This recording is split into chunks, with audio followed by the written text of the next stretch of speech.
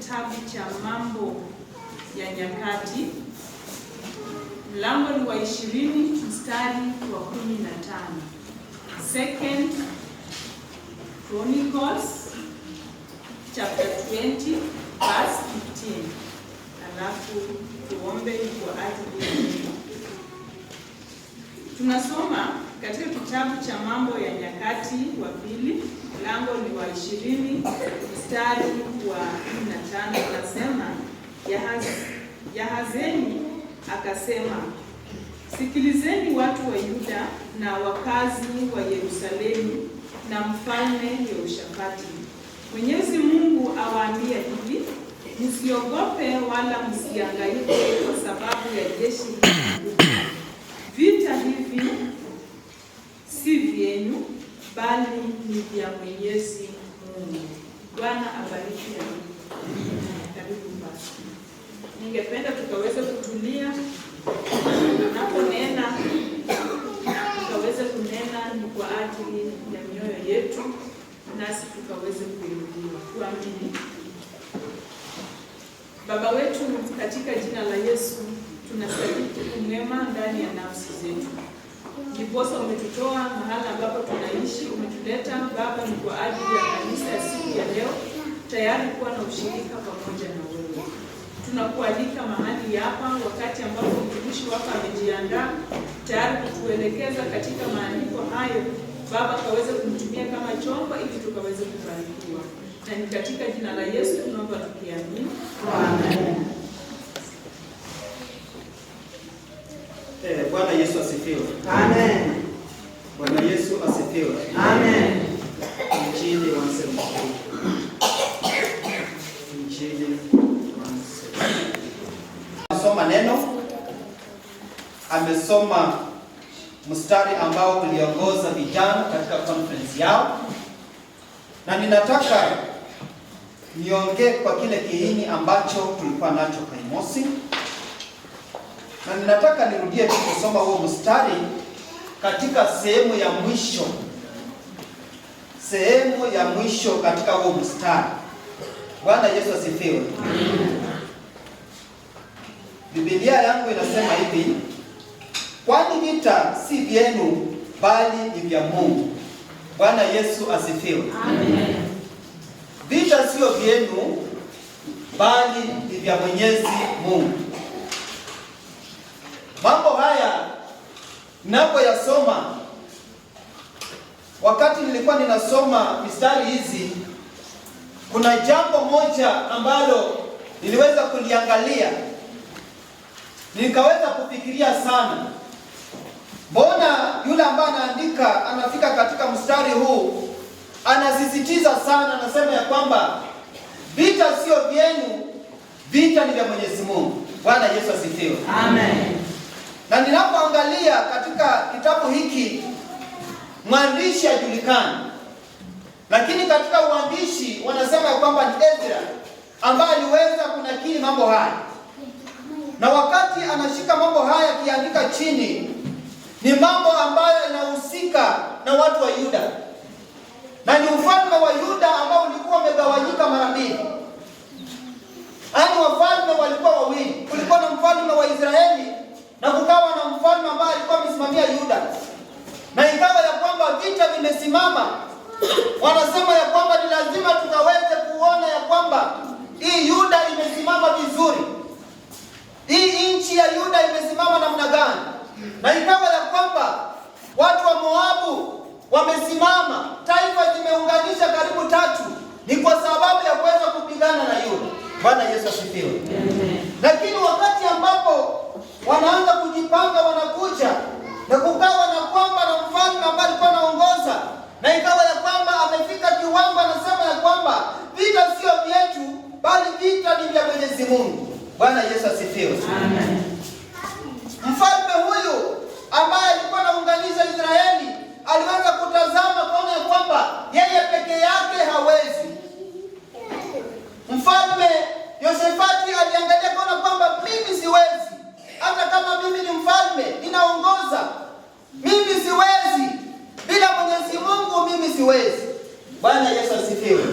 Wakati mwingine unaweza kupata nafasi ya kusimamia watu ama ya kuongoza watu, na wakati unapata ile nafasi unasema ya kwamba kwa sababu mimi nimepata nafasi, mimi ndio ninayeongoza, hakuna mtu mwingine ambaye ataweza kuongoza, hakuna mtu mwingine ambaye atasimama kwa upande wangu, ni mimi peke yangu. Mfalme anashuka chini anasema ya kwamba mimi siwezi. Bwana Yesu asifiwe. Amen. Wakati mwingine tunafika mahali ambapo tunasema kwamba sisi peke yetu tunaweza. Walijiangalia wakasema ya kwamba hizi vita sio zetu, vita vya Mwenyezi Mungu. Kuna watu ambao tunapitia katika vita, tunapitia katika mambo magumu, tunapitia katika mambo mengine, lakini inabidi ya kwamba tumweke Mwenyezi Mungu mbele ili aweze kutupigania. Bwana Yesu asifiwe. Amen. Mwenyezi Mungu akikupigania utaweza kusonga katika nafasi nyingine. Mwenyezi Mungu akikupigania wewe hutaweza kupigana na ile hali yetu ya kawaida. Utapigana kwa sababu Mungu amesimama mbele yako na wewe unaenda. Bwana Yesu asifiwe. Amen. Mfalme Yosefati aliangalia akasema ya kwamba watu wamefika katika kiwango hawawezi. Watu wamekuwa na uoga, watu wameogopa, watu wanasema kwamba sijui sisi tutamalizwa, lakini ikawa ya kwamba nawatia moyo. Hadi nataka nikutie moyo siku ya leo. Kuna mtu ambaye anaenda kukupigania, kuna Mungu ambaye anaenda kupigania. Hata kama unapitia katika vita namna gani, hata kama unapitia katika mambo gani, kuna Mungu ambaye anakupigania. Sema amen. Amen. Kuna Mungu ambaye anakupigania. Mungu akikupigania, wewe hutaweza kupambana. Tumefikia mahali sisi tunapambana. Na sisi kupambana kwetu, tunapambana katika hali ya kusema ya kwamba mimi peke yangu nitaweza. Mimi ni kiongozi nitaweza. Lakini alishuka chini, akafikiria kwamba hawezi. Kila ambacho aliweza kufanya, aliweza kuita watu wake wote, hadi familia yote isimame. Akakumbuka ya kwamba kuna mahali ambapo Mungu aliwatoa. Bwana Yesu asifiwe. Amen. Hadi wakati ambapo uko katika nchi hii, wewe kukumbuka ya kwamba Mungu amekutendea nini. Hadi katika maisha ambapo Mungu amekutendea, utaweza kusimama na kusema ya kwamba ni wewe ni Mungu ambaye utanipigania. Kuna wakati mwingine tunasahau mahali tumetoka. Bwana Yesu asifiwe. Katika maisha yetu, ungeweza kukumbuka mahali umetoka. Hata kama unaanza kukula leo, ukakumbuka Mwenyezi Mungu amekutoa wapi. Labda wewe ni yule ambaye ulikuwa unalala na njaa. Labda ni wewe ulikuwa unahitaji. Na ukikumbuka mahali Mungu amekutoa, utaweza kumwabudu. Utamwambia Mwenyezi Mungu, kama sio wewe, mimi siwezi kuwa hapa. Bwana Yesu asifiwe. Amen. Wakati mwingine nikatoa ushuhuda, nikisema ya kwamba kuna watu wengine, wakati mtu anakutazama anaona ya kwamba wewe hauwezi kubaliwa mbele ya watu.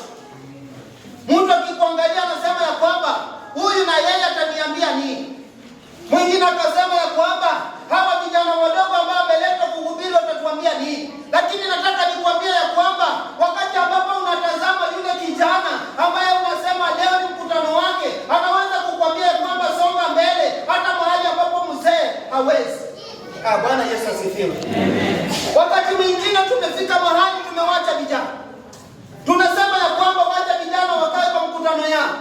Wacha vijana wakae kule nje. Nafasi yao haijafika. Lakini wacha nikwambie ya kwamba wakati huu mahali ambapo tumefikia, vijana wanaenda kuongoza kwa sababu ya kwamba wazee tumepotea. Bwana Yesu asifiwe. Amen. Na tumepotea kwa sababu gani? Misimamo zetu. Wakati ambapo tumeshikilia misimamo zetu, wakati ambapo tumesema ya kwamba mimi nisiposema hili, mtu hawezi kuongea mbele yangu, unapata ya kwamba kibali ambacho Mungu ameweka ndani yako, Mungu anatoa polepole, unabaki ukipiga kelele.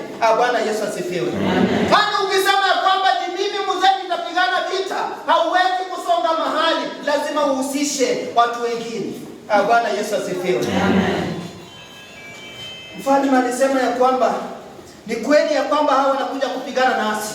Akasema ya kwamba watu wote mkaweze kukuja, tukaende mbele ya Mwenyezi Mungu. Hadi mahali ambapo alienda katika maombi. Ukiona ya kwamba vita vimekuwa vikali, wacha maneno mengi. Bwana Yesu asifiwe. Wachana na maneno mengi.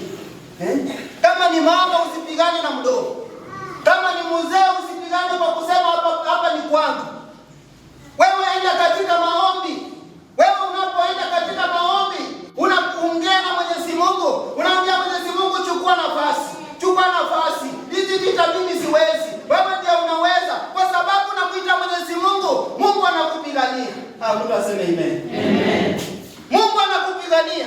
Wakati ambapo umemweka Mwenyezi Mungu mbele, unamwambia Mwenyezi Mungu, wewe chukua nafasi kwa sababu ya hali hii. Mahali ambapo mimi nimefikia, mimi siwezi. Mahali ambapo nimefikia, uongozi umekuwa ngumu. Yeye anachukua nafasi, anakusongeza katika kiwango kingine. Bwana Yesu asifiwe. Amen. Kuna wengi ambao Mungu amewapigania. Wakati ambapo walikuwa wawezi, Mungu anasimama mbele anawaambia ya kwamba ni kweli, kwa sababu nyinyi mmenitambua, nyinyi mmesimama pamoja na mimi, nyinyi ndio ambao tumesimama nanyi, mnaniita kila wakati, wewe utaweza kupigana hizi vita. Bwana Yesu asifiwe. Sijui ni vita gani ambayo unapitia ndani. Sijui ni mambo gani ambayo unapitia ndani. Wewe mambo ambayo unapitia ndani, wewe muite Mwenyezi Mungu kwa maombi. Hali kama ni mama, enda katika maombi. Kama wewe ni kijana, enda katika maombi. Kama wewe ni mzee, enda kwa maombi. Maombi itakusaidia kuliko wanadamu. Bwana Yesu asifiwe. Nikagundua ya kwamba kuna mtu ambaye anasaidiwa na Mwenyezi Mungu.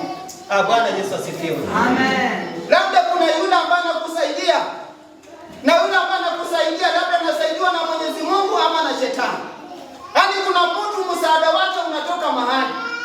Kuna wale ambao wanasaidiwa ni kwa sababu wale ambao wamejiingiza ndani. Msaada wako unatoka wapi? Wakati unakutana na shida, wewe unafikia wapi?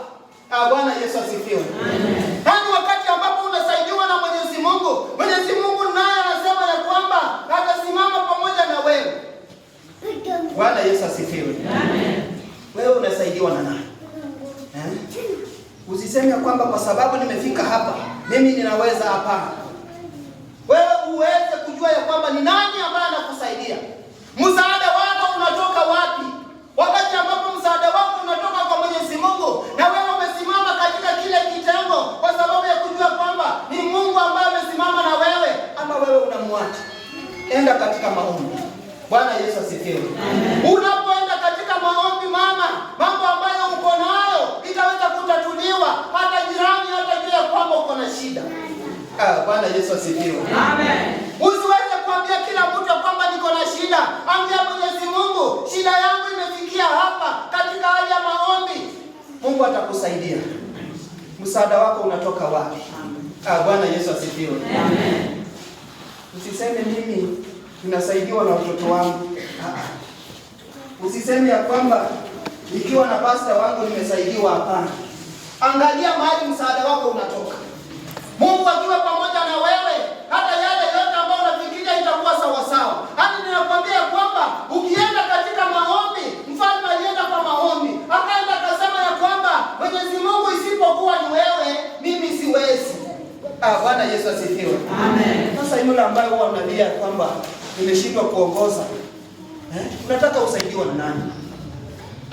Bwana Yesu asifiwe. Mwingine anasema kwamba wacha nikae nyumbani, nilipewa kazi ngumu, siwezi kufanya kazi hii ndani ya mkutano. Hadi waliniona namna gani mimi ni kiongozi? Weza kuita Mwenyezi Mungu, ukaambia Mwenyezi Mungu, ninakuita katika hali hii, ukaweze kusimama na mimi, ukaweze kunionyesha njia ya kupitia katika hali ya maombi. Mungu atakuonyesha bila ambavyo utaongoza. Bwana Yesu asifiwe. Amen. Wote walikuja pamoja. Wakasema ya kwamba tunataka tumuite Mwenyezi Mungu. Tunataka tunyenyekee mbele ya Mwenyezi Mungu. Hadi ya kwamba hizi vita sio vyetu. Vita ni vya Mwenyezi Mungu. Hadi nguvu ya Mwenyezi Mungu katika mapambano haya ndio itatutosha sisi. Bwana Yesu asifiwe. Amen. Taifa walipojipanga wakakuja, akasema ya kwamba mahali ambapo nimefika ni kwa sababu ya Mwenyezi Mungu. Mahali ambapo nimefikia hapa, kama sio Mwenyezi Mungu hawezi kupigana hizi vita, mimi siwezi. Akatoa ile nguo ya ufalme. Bwana Yesu asifiwe. Amen. Wakati ambapo tunaenenda katika mambo mengine, tukaweza kujiondoa mambo mengine, tuseme ya kwamba Mwenyezi Mungu unaweza. Aliweza kushuka chini akasema ya kwamba Mwenyezi Mungu, ni wewe unaweza, ni wewe unatosha, ni wewe unainua, ukaweza kunipigania vita hivi. Bwana Yesu asifiwe. Amen. Vita ni vya Mwenyezi Mungu. Usifikirie ya kwamba wewe peke yako unaweza. Kuna mahali pengine hauwezi. Nakumbuka Danieli wakati ambapo alikuwa ameambiwa ya kwamba hakuna mtu kuweza kuabudu katika nchi hii. Naye akasema ya kwamba mimi nitaendelea kumwabudu Mwenyezi Mungu. Nitaendelea kumwabudu Mwenyezi Mungu ambaye ameniumba. Sitaenda kuabudu miungu zingine. Na ikawa ya kwamba mfalme akasema ya kwamba huyu mtu lazima aende atupwe ndani. Bwana Yesu asifiwe. Amen. Katika hali ya kutupwa ndani Mungu alimtetea. Naomba mtu akaweze kutetewa na Mwenyezi Mungu. Hali ambayo unapitia ndani, vita ambavyo unapitia ndani, Mungu akaweze kukutetea. Mungu akaweze kukutetea. Unapotoka pale ndani, utoke ukiwa fresh. Mungu mwenyewe anaweza. Bwana Yesu asifiwe. Amen. Vita zetu ni Mwenyezi Mungu. Walipomtupa katika tanuru la simba, Danieli hakuweza kuguzwa na simba. Bwana Yesu asifiwe. Hata mfalme akasema ya kwamba ni kweli Mungu huyu ndiye Mungu ambaye anaweza. Ni kweli Mungu huyu ni Mungu ambaye anaweza, kwa sababu ameweza kushika makucha ya simba, hawangeweza kuwamaliza. Watu watatambua ya kwamba ni Mungu anakupigania. Bwana Yesu asifiwe. Amen. Unapotoka katika vita, Mungu anatambua ya kwamba ni kweli ni mtu wangu, na wale ambao wanakutazama wanasema ya kwamba ni kweli huyu ni mtu wa Mwenyezi Mungu. Bwana Yesu asifiwe. Amen. Jambo la pili ambalo aliweza kufanya, aliweza kunyenyekea na akaweza kuimba nyimbo. Bwana Yesu asifiwe. Amen. Yaani kuna uimbaji ambao unaweza kukusongeza na kuleta Mwenyezi Mungu karibu na wewe. Bwana Yesu asifiwe. Amen. Yaani wakati mwingine ninapotazama katika uimbaji wetu, ninapata kwamba tunafika mahali ambapo hata Mwenyezi Mungu hawezi jitukuza katika maisha yetu. Wakati ambapo unaanza kuimba, unaimba kama mtu ambaye umekufa, ni mtu ambaye uko hai. Bwana Yesu asifiwe. Amen. Ni Mwokozi aliyenifia, nitoke dhambini, alisema yeye aliyemwamini Mwana anao uzima. Amini, amini, amini nakwambia, amini, amini ule mpya, yeye aliyemwamini Mwana anao uzima. Wakati mwingine nikawa ninapita tu sehemu hapa, nikapata wale wamama ambao wanapelekanga msaada kwa matanga. Wamepewa jina siku hizi, wanaijiita nani? Kema. Yes. Bwana Yesu asifiwe. Na nikapata ya kwamba wanaimba nyimbo na hata sisi tuko ndani tunarukaruka tunafurahi. Ni Mwokozi aliyenifia, nitoke dhambini, alisema yeye aliyemwamini Mwana anao uzima. Amini, amini, amini nakwambia, amini, amini ule mpya, yeye aliyemwamini Mwana anao uzima. friends za friends. Bwana Yesu asifiwe. Hadi hata ukianza juu, yeye atakurudisha mpaka urudi wapi? Pale. Bwana Yesu asifiwe. Yaani kila ambacho tunatambua wakati ambapo unaimba nyimbo, unapoimba Mwenyezi Mungu katika wimbo, haijalishi unaimba kwa staili gani, haijalishi vile ambavyo unaimba, lakini ni wimbo ya kumtukuza Mwenyezi Mungu. Bwana Yesu asifiwe. Amen. Wakati ambapo sisi tunamtukuza Mwenyezi Mungu katika nyimbo, tuimbe nyimbo zetu katika hali ya furaha. Bwana Yesu asifiwe. Amen. Kile kilinifurahisha sehemu hii. Wakati wa vijana kama huu, Nimeona kijana akiimba hapa kweli. Bwana Yesu asifiwe. Lakini wakati ambapo tunaimba, unapata kwamba tunapeana nyimbo. Mama kuimbile kuimbile. Ni Mwokozi aliyefia. Nitoke dhambini alisema, yeye aliyemwamini Mwana anao uzima. Amini, amini nakwambia, amini, amini ujumbe mpya, yeye aliyemwamini Mwana anao uzima. Bwana Yesu asifiwe. Hata hapo tumeimba vizuri kidogo. Wakati mwingine huwa tunaimba wimbo hata kumaliza inakuwa ni vigumu. Hata kukiwa na vijana, kulikuwa ni mkutano wa mgeni yako ndani, anaanza kufikiria kwamba nimeenda katika kanisa gani ambalo waabudu Mwenyezi Mungu katika hali ya furaha. Bwana Yesu asifiwe. Yaani ukiimba wimbo una furaha. Kuonyesha ya kwamba unamtukuza Mwenyezi Mungu. Usiseme ya kwamba ninaimba tu wimbo kwa sababu kujimakweta kuimbaza garaha. Imba ile wimbo na furaha na kuonyesha kwamba unaimba katika tune ambayo ni nzuri. Bwana Yesu asifiwe. Amen.